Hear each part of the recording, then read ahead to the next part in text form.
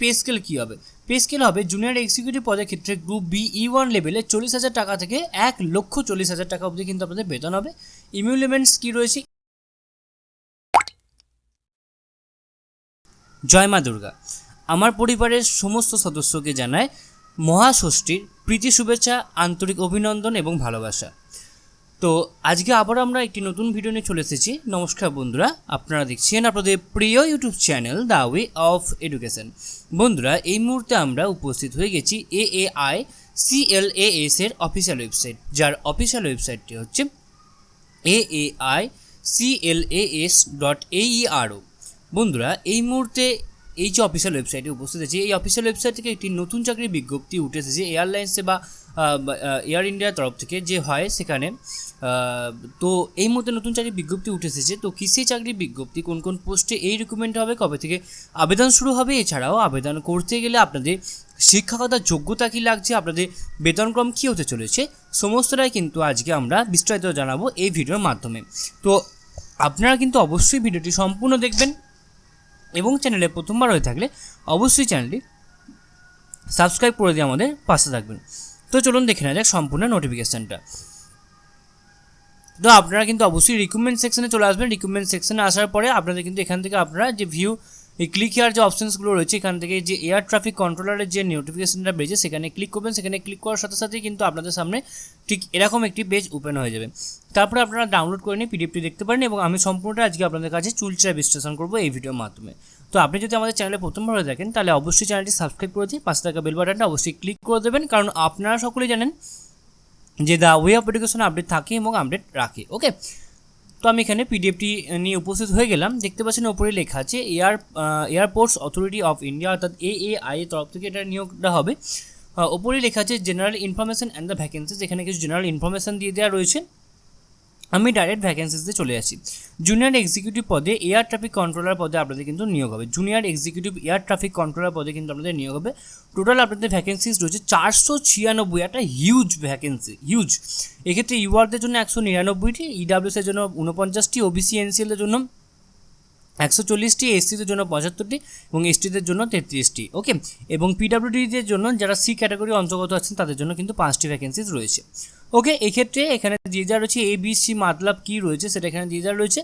তো সি মানে হচ্ছে অ্যাসিড অ্যাটাক ভিকটিমস যারা রয়েছেন তারাই কিন্তু এখানে আবেদন করতে পারবেন এই ক্যাটাগরির থ্রুতে। এই ক্যাটাগরির এগেনস্টে কিন্তু আপনারা আবেদন করতে পারবেন যারা অ্যাসিড অ্যাটাক রয়েছেন। ওকে, তো এক্ষেত্রে আপনাদের কোয়ালিফিকেশানস কী লাগবে? আপনাদের তো পোস্ট জানা হয়ে গেল, কতগুলো ভ্যাকেন্সিস আছে সেটাও জানা হয়ে গেল। তো কোয়ালিফিকেশানসটা কী লাগবে সেটা এবার আমাদের দেখতে হবে। Full time regular bachelor's degree of the 3 years in science BSc with physics and the mathematics. Okay, তাহলে আপনাদের অবশ্যই রেগুলার ব্যাচেলার হতে হবে সায়েন্সের ক্ষেত্রে, এবং আপনাকে কিন্তু অবশ্যই ফিজিক্স এবং ম্যাথামেটিক্সে কিন্তু অবশ্যই যেন থাকতে হবে। ওকে, ফিজিক্স এবং ম্যাথামেটিক্স যেন থাকে তবে কিন্তু আপনারা এটার জন্য আবেদন করতে পারবেন।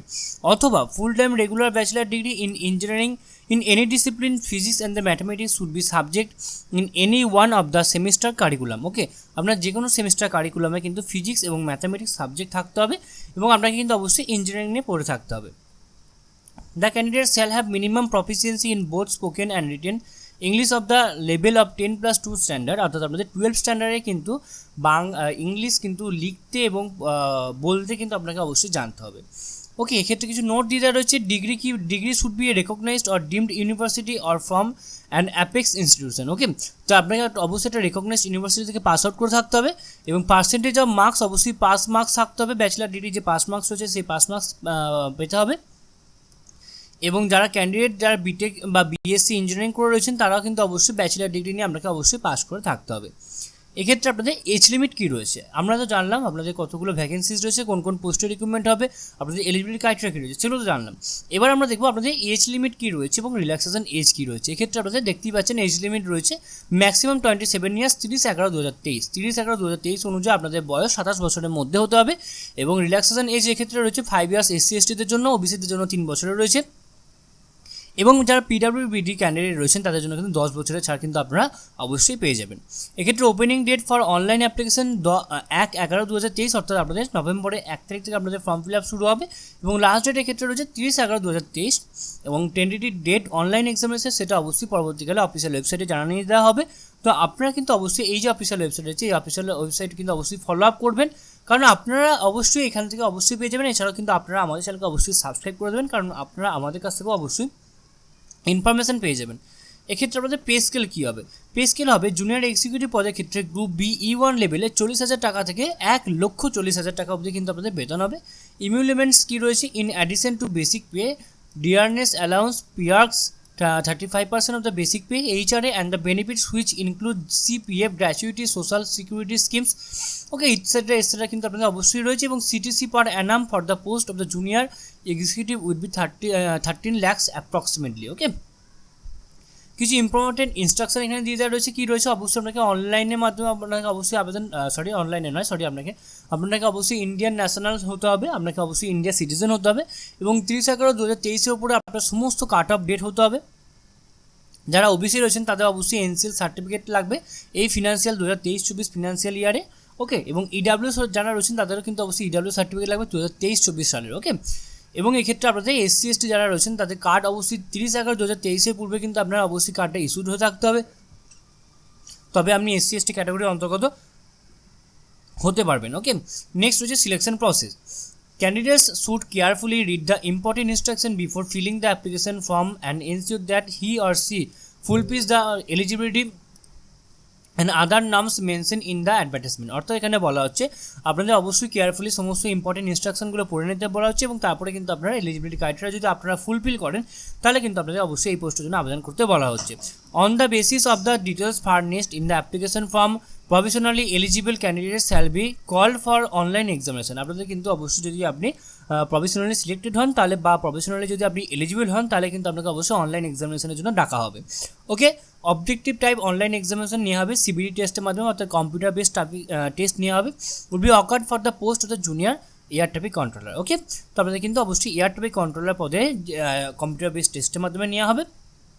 অনলাইন এক্সামিনেশন অবশ্যই নেওয়া হবে, সেক্ষেত্রে ভয়েস টেস্ট হবে, ফিজিওটিক টেস্ট হবে, সাবস্টেন্স টেস্ট হবে, অ্যাসেসমেন্ট টেস্ট হবে, মেডিকেল টেস্ট হবে, ব্যাকগ্রাউন্ড ভেরিফিকেশন সমস্ত কিন্তু অবশ্যই হবে অনলাইন এক্সামিনেশন হয়ে যাওয়ার পরে, ওকে। তারপরে কিন্তু আপনাদের এই প্রসেসগুলো কমপ্লিট হবে, ওকে। এবং যদি আপনি কোনো গভর্নমেন্ট সেক্টরে বা স্টেট গভর্নমেন্ট বা অটোনমাস বডিতে কাজ করে থাকেন তাহলে কিন্তু আপনি নো অবজেকশন সার্টিফিকেট বা এনওসি কিন্তু আপনার অবশ্যই লাগবে। এবার দেখে নেবো অ্যাকশনস এগেনস্ট মিসকন্ডাক্ট। যদি আপনাদের কোনো ক্ষেত্রে আপনি যদি মিসকন্ডাক্ট হয়ে থাকে তো সেক্ষেত্রে কিন্তু অবশ্যই অ্যাকশনস নেওয়া হবে, সেটা আপনারা পড়ে নেবেন, এটা কোনো সেরকম কিছু ইম্পর্টেন্ট নয়। এবার আমরা দেখে নেবো হাউ টু অ্যাপ্লাই, আপনারা অ্যাপ্লাই কীভাবে করবেন। ওখানে রয়েছে before applying the post candidate should ensure that, এটা তো বললাম প্রথমে। আপনাকে অবশ্যই অনলাইনের মাধ্যমে এখানে আবেদন করতে হবে, দেখতে পাচ্ছেন এখানে লেখা আছে online application. Candidates are required to online through the link available, এই যে অফিসিয়াল ওয়েবসাইট রয়েছে এই অফিসিয়াল ওয়েবসাইটের মাধ্যমে আপনাকে অনলাইনে কেরিয়ার সেকশনে যেতে হবে, তারপরে আপনাকে কিন্তু অবশ্যই no other means mode of সাবমিশনে গিয়ে আপনাকে অবশ্যই সমস্ত ফর্মটা সাবমিট করতে হবে। আপনার যদি ইনকমপ্লিট অ্যাপ্লিকেশন তাহলে সেটা কিন্তু অবশ্যই রিজেক্ট বলে গণ্য করা হবে, এবং আপনার যে ইমেল আইডিটা দেবেন সেই ইমেল আইডিটা অবশ্যই ভ্যালিড হতে হবে, এবং সমস্ত স্ক্যান কপি দেবেন, এবং যেমন হচ্ছে ধরুন আপনার সমস্ত ডকুমেন্টস, আপনার ফটো সমস্তটা কিন্তু অবশ্যই যেগুলো অবশ্যই কিন্তু স্ক্যান কপি দেবেন, এবং ডাইমেনশন অবশ্যই কিন্তু আপনার ঠিকঠাক হতে হবে, এবং কালার সাইজ যে ফটোগ্রাফটা দেবেন সেটা অবশ্যই 3 মাসে পুরনো হলে চলবে না, ওকে। এবং ফটোগ্রাফে ইমেজ এখানে দেখুন দিয়ে দেওয়া রয়েছে, আপনারা ফটোগ্রাফ কীভাবে আপলোড করবেন, ওকে। 20 থেকে 50 KB সাইজের মধ্যে 220 থেকে 230 পিক্সেল সাইজ হতে হবে, এবং সিগনেচার হতে হবে 10 থেকে 20 KB 140 থেকে 60 পিক্সেলের মধ্যে, 140/60 পিক্সেলের মধ্যে হতে হবে। অ্যাপ্লিকেশন ফিস এক্ষেত্রে রয়েছে কি 1000 টাকা লাগবে, আপনাদের অবশ্যই অনলাইন মোডে এখানে আবেদন করতে হবে। SC/ST ক্যান্ডিডেটের জন্য কিন্তু অবশ্যই এক্ষেত্রে পেমেন্টের ছাড় অবশ্যই পেয়ে যাবেন আপনারা, ওকে। এবং জেনারেল ইনস্ট্রাকশন এখানে কিছু দিয়ে দেওয়া রয়েছে যেগুলো আপনারা আপনাদের রেকর্ড অনুযায়ী কিন্তু অবশ্যই পড়ে নেবেন। তো এইগুলো কিন্তু আমার বিশেষত আপনাদেরকে বলার ছিল।